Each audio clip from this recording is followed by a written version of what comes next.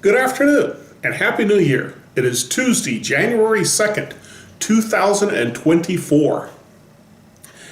Today was our monthly food distribution.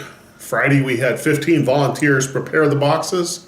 This afternoon we had 9 volunteers help carry boxes to cars. We packed 72 boxes and distributed 72 boxes, but also distributed at least a zillion little bitty cartons of milk.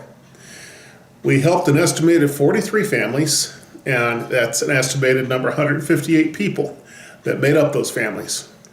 And this was in cooperation with our partners, Carey Ministries and Iglesia Bautista Cristo Bien. And we appreciate our ministry partners helping us to give the food to folks who desperately need it. This time of year, people are thinking about their New Year's resolutions. And one thing I've learned about New Year's resolutions is that the only people who make them are people who think that they can do better, that they can improve themselves. In today's passage, Jesus meets a guy who doesn't think he has any room for improvement.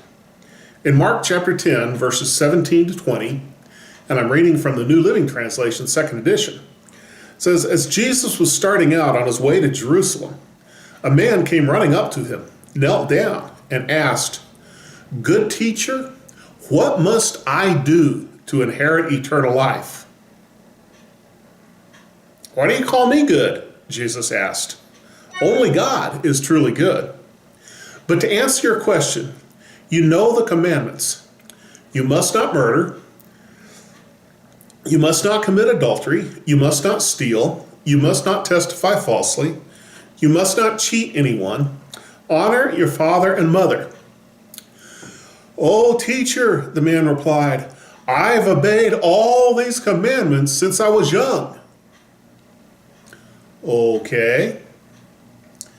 This man ran up, obviously excited, obviously got some energy behind him, and then kneels down before Jesus. Now, not everybody did that. That's kind of a attention-getting kind of thing to do in a crowd. A lot of people just stood around and talked to him or asked him questions as he went by. This guy kneels to make sure everybody knows that he's being a truly submissive kind of guy. And then he says, "Good teacher, what must I do to inherit eternal life?" You know, he definitely got a belief in eternal life, but quite frankly, he's got a nagging doubt as to whether or not he qualifies. He believes that there's life after death, but does he get to take part in it? And Jesus picks up on him calling him good teacher. And he queries him. He says, "There's no one good but God." He's trying to find out if this was just flattery along the same token as kneeling in front of Jesus. Is he just trying to sugarcoat and sugar stick everything he's saying? Or is this a true statement of faith? You are the Son of God. I believe in you as the Son of God. Is this just flattery or a statement of faith? And then Jesus tells him, "You know the commandments." And he lists some of them. Doesn't list them in order, but he lists some of them. He says, "Don't murder. Don't cheat on your wife. Don't steal. Don't lie. Don't cheat people, swindle people. And honor your parents." And this guy's response is a classic. "Teacher," you notice he dropped the good at this point.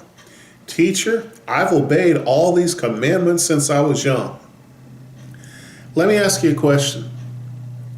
If he's so good, if he's never broken any of the commandments, if he's been a wonderful boy all his life, why was there a nagging doubt that he was not good enough for eternal life?